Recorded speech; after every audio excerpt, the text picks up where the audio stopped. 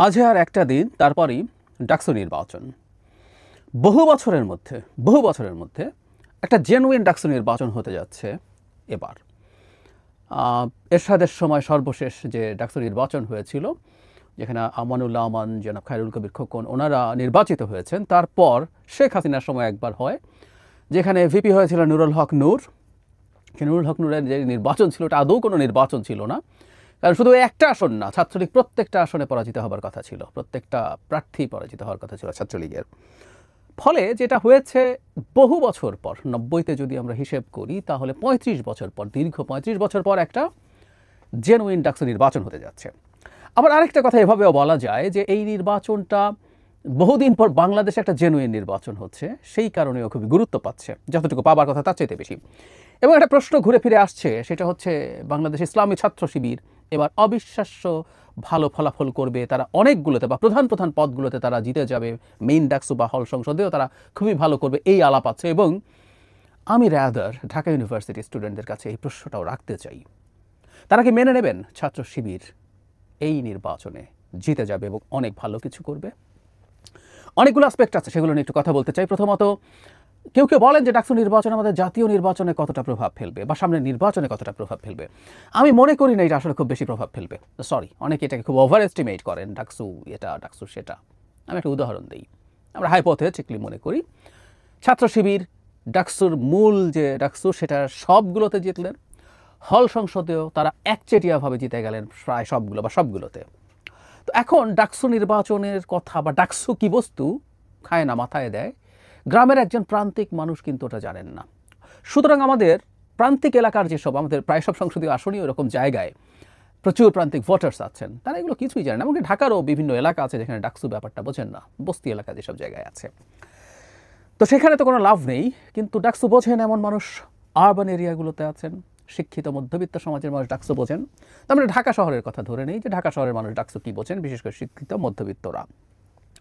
তো ঢাকা শহরে ডাকসু নির্বাচনে যদি সব শিবির জিতে যায়, ঢাকা শহরের একটা সিটেও কি শিবির জিতবে, মানে জামায়াতে ইসলামী জিতবে? আমার মনে হয় না, একটা সিটেও জিতবে না। তো তাহলে ওই জেতার মূল্য কি হলো? সুতরাং আমরা ডাকসুকে নিয়ে ওভার এস্টিমেট যেন না করি, আবার আন্ডার এস্টিমেটও যেন না করি। কিছুটা গুরুত্ব তো আছেই এই নির্বাচনটার, বিশেষ করে ছাত্র শিবির যখন এখানে একটা গুরুত্বপূর্ণ অবস্থানে আছে এবং তারা ভালো করবে বলে মনে হচ্ছে এখন পর্যন্ত। তাদের এই ভালো করা যে শুধুমাত্র তাদের নিজস্ব যোগ্যতা আছে, নট নেসেসারিলি। তাদের এক ধরনের ফিক্সড ভোট ব্যাংক আছে, সেটা কতটা আমরা নিশ্চিত নই, নির্বাচনের পর আসলে বোঝা যাবে। কারণ তারা নানান নামে বেনামে এবং এক ধরনের ফানি ঢঙে গুপ্ত বলা হয়, তাদের গুপ্ত রাজনীতি আছে, তাই আসলে এটা বোঝা কঠিনও। কিন্তু ঘটনা যেটা হয়েছে, নন শিবির যে স্টুডেন্টরা আছেন তাদের মধ্যে অনেকগুলো প্যানেল হয়েছে, বাকি প্যানেলগুলো রাদার ওই ভোটগুলো পরস্পরের সাথে কাটাকাটি করবে এবং সেই প্রবাবিলিটির কারণেই ছাত্র শিবির জিতে আসার সম্ভাবনা আছে কিছু কিছু জায়গায়। এখন আবারও বলছি, ঢাকা ইউনিভার্সিটির স্টুডেন্টরা এটা চাইবেন কিনা, এটা মেনে নেবেন কিনা, বা তারা যদি মেনে না নেন তাহলে তাদের কি করা দরকার, কি করা উচিত। ছাত্র শিবির ঢাকা ইউনিভার্সিটিতে ওপেনলি রাজনীতি করছে, যদিও তাদের প্যানেলটার নাম ছাত্র শিবির দেননি, দিলে ভালো হতো। বহুদিন পর তারা ফ্রিলি পলিটিক্স করতে পারছেন, যদিও অনেকেই দেয়নি, ছাত্র দল ছাড়া কেউই সম্ভবত এরকম দেয়নি তাদের দলের নাম দিয়ে। ছাত্র শিবির দিলে ভালো হতো আমার মনে হয়, তাহলে প্রকাশ্যে তারা রাজনীতি করছেন এটা আমরা আমাদের সামনে আসতে। এবং এই প্রসঙ্গে আমি বলে রাখি, ছাত্র শিবির ঢাকা ইউনিভার্সিটিতে বা জাহাঙ্গীরনগরে ফ্রিলি পলিটিক্স করবে তাদের নাম দিয়ে, ঘোষিত অবস্থান দিয়ে, এটা আমি চাই। এবং রাজনীতি প্রকাশ্যই হওয়া উচিত, গুপ্ত রাজনীতি কোনো রাজনীতি না, ওটা মোনাফেকি। আওয়ামী লীগের সময় তারা আওয়ামী লীগের হয়ে, মানে ছাত্রলীগের মধ্যে গিয়ে, ইভেন যে প্রধান দুই ব্যক্তি আছেন জনাব সাদিক কায়েম এবং জনাব ফরহাদ, বিশেষ করে জনাব ফরহাদের বিরুদ্ধে অভিযোগ অনেক বেশি, উনি ছাত্রলীগের পোস্টেড ছিলেন। সাদিক কায়েমের বিরুদ্ধে একই রকম অভিযোগ আছে। আমি প্রায় একটা কথা বলি, অনেকে বলার চেষ্টা করে শেখ হাসিনার সময় ছাত্র শিবির বললে যে কোনো কিছু করে ফেলা সম্ভব ছিল এবং তাদেরকে হত্যাযোগ্য করে তোলা হয়েছিল।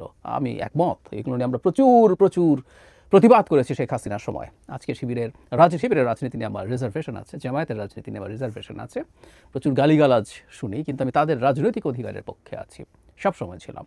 তো তাই যদি হতো, এটা সত্য কথা ছিল, কিন্তু তার মানে এই না যে ছাত্র শিবিরের লোকজন ছাত্র লীগের মধ্যে ঢুকতে হবে, ঢুকে তারা রাজনীতি করতে হবে।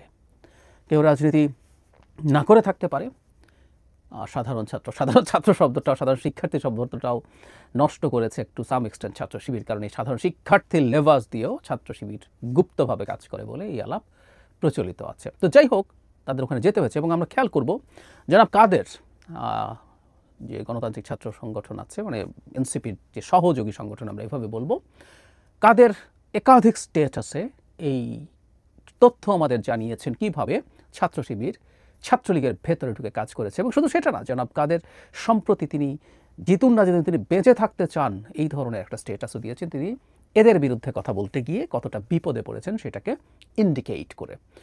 তো যাই হোক, তারা যেহেতু প্রকাশ্যে এসেছেন, তাদের প্রকাশ্য রাজনীতি হওয়াটাই ভালো ছিল, খুবই ভালো ছিল। এবং আমি ঢাকা এবং জাহাঙ্গীরনগরে একসময় অন্যান্য ছাত্র সংগঠন মিলে ছাত্র শিবিরের রাজনীতিকে অবাঞ্ছিত ঘোষণা করেছিল এবং ছাত্র শিবির এখানে প্রকাশ্যে রাজনীতি করতে পারতো না। এটার খুব কঠোর বিরোধিতা আমি রিপিটেডলি করেছি, আমি আবারও করি। ছাত্র শিবির নিষিদ্ধ সংগঠন যদি না হয়ে থাকে তাহলে তার রাজনীতি করার অধিকার আছে, সেই অধিকার থাকতে হবে, ভবিষ্যতেও থাকতে। এবং আমরা বারবার বলছি, ছাত্র শিবিরকে কেউ যদি মনে করেন মতাদর্শিক কারণে রাজনীতি দিয়েই পরাজিত করতে হবে, এবার যেহেতু ডাকসু নির্বাচন, পরাজিত করতে হবে ভোটের মাধ্যমেই। দুটো ইস্যু আছে। একটা হলো মুক্তিযুদ্ধ। কেউ কেউ বলেন যে ডাকসুতেও মুক্তিযুদ্ধ কেন ডেকে আনা হচ্ছে। আসলে ঘটনা যেটা হয়েছে, ছাত্র শিবিরের জন্ম স্বাধীনতার পরে, তাদের পূর্বতন যে ছাত্র সংগঠন ছিল, ছাত্র সংঘ, if I am not wrong, স্বাধীনতার আগে এবং সেই সময়। তো কেউ কেউ বলেন ছাত্র শিবিরের জন্মই তো হয়েছে পরে, তারা কি করবে না, কারণ এমনকি যারা এবার নির্বাচন করছেন তাদের নির্বাচন স্বাধীনতার বহু পরে। এমনকি অনেকে যদি প্রথম সন্তান হয়ে থাকেন পিতা মাতার, তাদের পিতার জন্ম অনেকের মুক্তিযুদ্ধের পরে হয়েছে। তারপরও তাহলে মুক্তিযুদ্ধ এবং রাজাকার ইস্যুটা কেন আনা হচ্ছে তাদের বিরুদ্ধে? এটাই মতাদর্শ যে রাজনৈতিক সংগঠনটার, রাজনৈতিক দলটা জামায়াতে ইসলামীর ছাত্র সংগঠন, তারা এর মধ্যে টেকনিক্যালিটি জানতে পারেন, এটা স্বীকৃত না ওই না সেই না, ওগুলোতে যাচ্ছি না, ওটা ছাত্র শিবির জামায়াতে ইসলামীর সংগঠন। সেই জামায়াতে ইসলামীর সাথে তারা অ্যালাইন্ড এবং তারা এখনও মনে করেন বাংলাদেশের স্বাধীনতার সময় যা যা ঘটেছিল তারা সঠিক করেছেন এবং কোনো অনুতাপ তাদের নেই।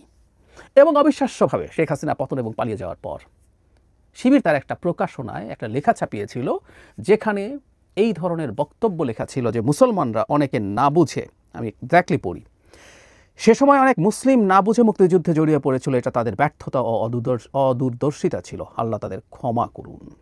এখানে একজন লেখক লিখেছিল, পরে ডিবেটের মুখে শিবির বলেছে এটা তাদের অপিনিয়ন না। টেকনিক্যালি কারো পত্রিকায় কেউ একজন তার পার্সোনাল অপিনিয়ন দিতে পারে, কিন্তু কী জায়গা দেয়, কোন লেখা থাকে, এটা দিয়ে সেই সংগঠনের সেই প্রকাশক যারা করেছেন তাদের সাইকোলজিক্যাল স্ট্যান্স বোঝা যায়। সো শিবির নিজেও মুক্তিযুদ্ধ বিরোধী শক্তি হিসাবে নিজকে প্রমাণিত করেছে, যদিও তাদের অনেকের বাবার জন্মই মুক্তিযুদ্ধের পরে। সেই জন্য বলছি, রাজাকার বলা বা মুক্তিযুদ্ধ বিরোধিতা আসলে একটা আদর্শ, একটা মতাদর্শ।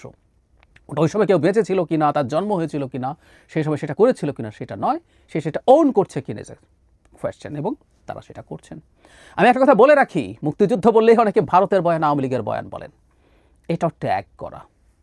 সরি, আমরা শেখ হাসিনার মুক্তিযুদ্ধের বয়ানে ফাইট করেছি যখন অনেকেই কোনো দেখা ছিল না, মানে বহুজন বহু জায়গায় নানান কিছু করে বেড়াচ্ছেন, আওয়ামী লীগের হয়ে স্লোগান দিচ্ছিলেন।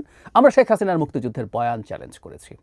মুক্তিযুদ্ধের যে বয়ানের কথা বলি, মুক্তিযুদ্ধের যে মতাদর্শের কথা বলি, যে স্পিরিটের কথা বলি, এটা শেখ হাসিনার সোকল স্বাধীনতার চেতনা না, যেটার মাধ্যমে সে তার ফ্যাসিবাদ কায়েম করার চেষ্টা করেছে, না, সেটা না। কিন্তু বাংলাদেশে মুক্তিযুদ্ধ হয়েছিল, আমাদের মুক্তিযোদ্ধার, এটা একটা জনযুদ্ধ ছিল, এটা এক শেখ মুজিবুর রহমান সব কিছু করে ফেলেছেন তা না। সেই জনযুদ্ধের মাধ্যমে আমরা স্বাধীন হয়েছি।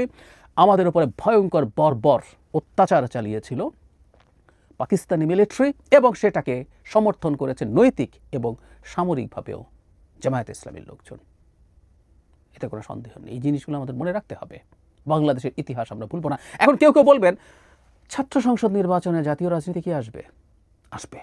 যারা বলেন ছাত্ররা শুধু ছাত্র সংসদ নির্বাচনে শুধু ছাত্রদের দাবি নিয়ে আলাপ হবে, এটা হাস্যকর। এটা বাংলাদেশের মতো করে চলবে। কেউ কেউ গ্লোবাল বিভিন্ন জায়গা দেখেন, ইউরোপে এটা হয়, ওখানে ছাত্র সংসদ নির্বাচন, ওখানে দলীয় রাজনীতি হয় না, ওখানে এই দাবি থাকে না, সেই দাবি থাকে না, ছাত্রদেরকে নিয়ে কথা বলে। কিন্তু বাংলাদেশ একটা বিশেষ জায়গা, যেখানে ছাত্ররা তাদের ছাত্র রাজনীতিতে রাষ্ট্রের কল্যাণ নিয়ে কথা বলবেন। এই রাষ্ট্র তৈরি করেছে ছাত্ররা, এমনকি সেই 24-এ এসেও শেখ হাসিনা পতনেরও প্রধান রোল তারা প্লে করেছেন। সুতরাং জাতীয় রাজনীতির ইস্যু এখানে আসবে, এবং ছাত্র শিবির মুক্তিযুদ্ধের বিরোধিতার যে লেগাসি বহন করছে এবং সেটাকে সগর্বে তারা সমাজের সামনে প্রেজেন্ট করছে, সেটা ইস্যু হতে হবে। এবং ঢাকা ইউনিভার্সিটির স্টুডেন্টদেরকে এটা মাথায় রাখতে হবে, তারা এই ধরনের কাউকে নির্বাচনে আনবেন কিনা, তাকে নির্বাচিত করবেন কিনা। আমরা ঢাকা ইউনিভার্সিটির স্টুডেন্টদেরকে সবচেয়ে প্রগতিশীল অংশ বলে মনে করি, একটা পারসেপশন সেরকম আছে, বাস্তবতা আমি নিশ্চিত নই।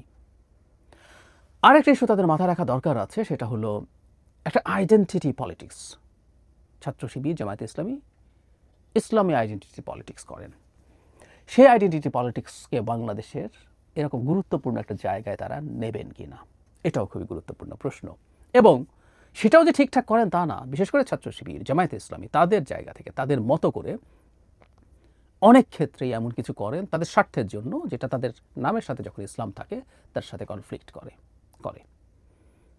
এমন নারীদেরকে তারা নমিনেশন দিয়েছেন তাদের প্যানেলে, যিনি হিজাব করেন না, অথচ তাদের ছাত্রী সংস্থা যে নারী সংগঠন আছে জামায়াতের, তাদের হিজাব তো বটে, অনেকে নেকাব করেন। জামায়াতে ইসলামের নারী নেত্রীরাও নেকাব পরিধান করেন বেশিরভাগই, আমি এই ধরনের ছবি দেখেছি। তো ফলে তারা আসলে তাদের যেখানে যে ধরনের প্রয়োজন, যেভাবে প্রয়োজন সেগুলো করছেন। এই কৌশলগুলো অন্তত যে দলটার সাথে ইসলাম আছে তার সাথে ম্যাচ করে না, এটা বুঝতে পারতে হবে। তার চাইতেও জরুরি কথা, যদি তারা সেটাও করতেন, এই সংগঠন যখন আসবেন তারা আসলে কী রকম করবেন, এই ঢাকা ইউনিভার্সিটির পরিবেশ কেমন হবে, তারা কি করতে পারেন, কিভাবে করতে পারেন, কতটুকু করতে পারেন। যে কেউ খোঁজ নিয়ে দেখবেন, ছাত্র শিবিরের নিয়ন্ত্রণে একসময় দুটো ইউনিভার্সিটি খুব ভালোভাবে ছিল, চিটাগং ইউনিভার্সিটি এবং রাজশাহী ইউনিভার্সিটি। সেখানে স্টুডেন্টদের কালচারাল অ্যাক্টিভিটিস, ওগুলো ছাত্র সংসদের মাধ্যমে না, গায়ের জোরে তাদের নিয়ন্ত্রণ ছিল। সেগুলোতে কালচারাল অ্যাক্টিভিটিস কী হয়েছে না হয়েছে, মানুষের মননের বিকাশের জন্য কি হয়েছে, যে কেউ খোঁজ নিয়ে জানতে পারবেন। একই পরিস্থিতি এখানে তৈরি হতে পারে, এবং সেটা ইসলামের নামে। বাংলাদেশের ঢাকা ইউনিভার্সিটির মতো একটা জায়গায় একটা এই ধরনের ইসলামিস্ট, আমি এটা নিয়ে আমার দীর্ঘ ক্রিটিক আছে, যে বাংলাদেশের এক্সিস্টিং কনস্টিটিউশনাল ফ্রেমওয়ার্কে জামায়াতে ইসলামী বা ছাত্র শিবির রাজনীতি করার অধিকার রাখে কিনা। বলেছে, আমি নিজে আলাদাভাবেও কথা বলবো। সে প্রশ্ন যারা খেলাফত কায়েম করতে চায়, তারা খেলাফত, তারা শরিয়ার কথা বলে, যারা শরিয়া আইন কায়েম করতে চায়, সেটা আমাদের এক্সিস্টিং লিবারেল ডেমোক্রেসির সাথে যায় কিনা। এখন কেউ কেউ বলতে পারেন যে এখানে যারা নির্বাচন করছেন তারা তো এখনই জাতীয় রাজনীতিতে যাচ্ছেন, কিন্তু আমাদের মনে রাখতে হবে এরাই এক সময় জাতীয় রাজনীতিতে যাবেন। এবং আমরা যদি আমাদের স্টুডেন্টদের কথা বলছি, ভোট দিয়ে তাদেরকে নির্বাচিত করি, এটা তাদের প্রোফাইলে যোগ হবে। সুতরাং এমন কাউকে আমরা নির্বাচিত করছি আসলে এর মাধ্যমে, যারা আমাদের এখানে একটা এমন পরিস্থিতি তৈরি করবেন যেটা আসলে উদার গণতান্ত্রিক ব্যবস্থার সাথে যায় না। এবং জরুরি কথা, যারা এখন সগর্বে মুক্তিযুদ্ধের সময়কার তাদের ন্যাক্কারজনক ভূমিকাকে ওন করেন, কিন্তু সেটা তারা ব্যবহার করবেন যে তারা এই জায়গায় ভোটে নির্বাচিত হয়েছিলেন। আমি খেয়াল করছি একটা জরিপ টরিপ দিয়ে, এবং তাও তাদের কত রকম কৌশল, তাদের হয়ে জরিপ করা হয়েছে দুটো প্রতিষ্ঠানের পক্ষ থেকে, যেখানে বিপুল ব্যবধানে শিবির এগিয়ে আছে। জানা গেল ওই প্রতিষ্ঠানগুলোর সাথেও তারা জড়িত আছেন, থাকতেই পারেন, তারা এগুলো সামনে আনছেন। এগুলো খুব মেজর ইস্যু হবে না, কিন্তু আমি যে কথাটা বলতে চাই যে ভোট দেওয়া দরকার আছে। আমি মনে করি যারা, এবং ছুটি নিয়ে অনেক তথ্য দেখলাম যে টানা ছুটি দেওয়ার চেষ্টা করা হয়েছে যাতে অনেকেই ঢাকায় না থাকেন, বিশেষ করে অনাবাসিক ছাত্ররা। এবং অনাবাসিক ছাত্রদের মধ্যে ছাত্র শিবিরকে ভোট দেওয়ার প্রবণতা সম্ভবত কম হবে, এই ধরনের আলাপ আছে। নারীদের মধ্যে কম থাকারই কথা, কারণ তাদের ওপরই চাপ বেশি তৈরি হওয়ার কথা যদি কেউ শরিয়া আইনের কথা বলেন। তো আমি এটা আমার জায়গা থেকে চাই, সেটা হচ্ছে সবাই ভোট দিতে যান, যত বেশি সম্ভব ভোট দিতে যান। এবং ভোট দেওয়ার সময় ওই হিসেবটা একটু করা জরুরি আছে। ব্যক্তিগতভাবে তারা কেমন সেটা প্রশ্ন না। আমি টপ দুজন জনাব ফরহাদকে ব্যক্তিগতভাবে চিনি না, জনাব সাদিক কায়েমের সাথে আমার ফোনে কথা হয়েছে, আমি তাদেরকে টিভিতে কথা বলতে দেখেছি। আমি তাদেরকে ভালো মানুষ বলেই মনে করি, তারা সুন্দর কথা বলছেন, তারা কনভিন্সিং টোনে কথা বলছেন, এভরিথিং ইজ অল রাইট। কিন্তু বুঝতে পারতে হবে তাদের ব্যক্তি না, তারা একটা মতাদর্শকে রিপ্রেজেন্ট করেন, এটা সবচাইতে জরুরি কথা। সাদিক কায়েম বা জনাব ফরহাদ মতাদর্শকে রিপ্রেজেন্ট করেন, আর তাদের বিপরীতে যারা দাঁড়াচ্ছেন, এই ব্যাপারটা কি মাথায় রাখছেন আপনারা? তারা বছরের পর বছর লড়াই করেছেন রাজপথে, শেখ হাসিনার বিরুদ্ধে লড়াই করেছেন, জুলাই আগস্টে তো করেছেনই, প্রকাশ্য লড়াইয়ের তাদের ঘটনা আপনারা দেখেছেন, রেকর্ড আছে। এছাড়াও এর আগে নানা সময়ে শেখ হাসিনার বিরুদ্ধে অত্যন্ত উচ্চকণ্ঠ ছিলেন তারা, প্রায় সবাই। সুতরাং তাদের এই লড়াইকে কি মর্যাদা দেওয়া যাবে না, দেওয়া হবে না, দেওয়া উচিত না? আর তার চাইতে আবারও বলছি, ছাত্র শিবিরের হয়ে যারা দাঁড়াচ্ছেন, ব্যক্তিগতভাবে আপনি তাদেরকে পছন্দ করতে পারেন, সেই সম্ভাবনা আছে। ছাত্র শিবিরেও সত্যিকার অর্থে আমি দেখেছি অনেক ওয়েল বিহেভড, ওয়েল ম্যানার্ড লোকজন থাকে, কিন্তু তারা আদতে একটা মতাদর্শকে রিপ্রেজেন্ট করেন, যে মতাদর্শ আসলে ঢাকা ইউনিভার্সিটির মতো জায়গায় নির্বাচিত হয়েছে, এটা আসলে ঢাকা ইউনিভার্সিটির ইমেজকে ক্ষতিগ্রস্ত করে। এবং আপনারা যারা স্টুডেন্ট আছেন তারা যদি এটা হতে দেন, আমার কাছে মনে হয় ব্যক্তিগতভাবে যে এটা আপনাদের ভার্সিটির ইমেজের জন্য ভালো হয় না। আমরা একটা কথা মনে রাখবো, আমি বহুবার বলেছি, জামায়াতে ইসলামী, ছাত্র শিবির, এনাদের রাজনীতির অধিকারের প্রতি আমি শতভাগ সমর্থন করি। তাদের অধিকার যেখানে যেখানে ক্ষুণ্ণ হয়েছে, শেখ হাসিনার সময়ের কথা বলছি, ফাইট করেছি, এখনও করছি, ভবিষ্যতেও করব। এবং একই সাথে আমি যোগ করছি এই ধরনের আইডেন্টিটি পলিটিক্স, আমি প্রায় বলি এটা হিন্দুত্ববাদের নামে হোক, এমনকি বাঙালিত্বের নামে হোক, যে আইডেন্টিটি অন্যদেরকে এক্সক্লুড করে, সেই আইডেন্টিটি পলিটিক্স আমি বিরোধিতা করি। আর জামায়াতের ক্ষেত্রে তো, ছাত্র শিবিরের ক্ষেত্রে তো তার সাথে মুক্তিযুদ্ধের ইস্যুটাও আছে। এবং অবশ্যই এই জাতীয় ইস্যু আলাপে আসতে হবে, অবশ্যই আসতে হবে। সুতরাং আমি চাই, আমি এক্সপেক্ট করি এবং আমি অনুমান করি ঢাকা ইউনিভার্সিটির স্টুডেন্টরা, নারী ছাত্রীরা, তারা প্রচুর সংখ্যায় ভোট দিতে যাবেন। অনাবাসিক যারা আছেন তারা তাদের এই ভোটাধিকারটাকে অবহেলা করবেন না প্লিজ। আপনারা ভোট দিতে যান এবং ভোট দিয়ে আপনাদের চয়েস আপনারা নিশ্চিত করুন। আর আমি আমার যে অপিনিয়ন, ইটস মাই অপিনিয়ন, এখানে এটা আমার অ্যানালিসিস নয়, আমার অপিনিয়ন, আমার এক ধরনের অ্যাক্টিভিজম হিসাবেও দেখতে পারেন, সেটা যদি আপনাদের সঠিক বলে মনে হয় তাহলে ফলো করুন। আর না হলে আপনাদের যদি কারো মনে হয় ছাত্র শিবিরই নির্বাচিত হওয়া উচিত সব কিছুর পরও, সেটাও করুন, কিন্তু ভোট দিতে যান। আমাদের এই ভোট দেওয়ার প্রবণতা, ভোট দেওয়ার চর্চা ভবিষ্যৎ গণতান্ত্রিক বাংলাদেশ তৈরি করার জন্য খুব বড় ভূমিকা রাখবে।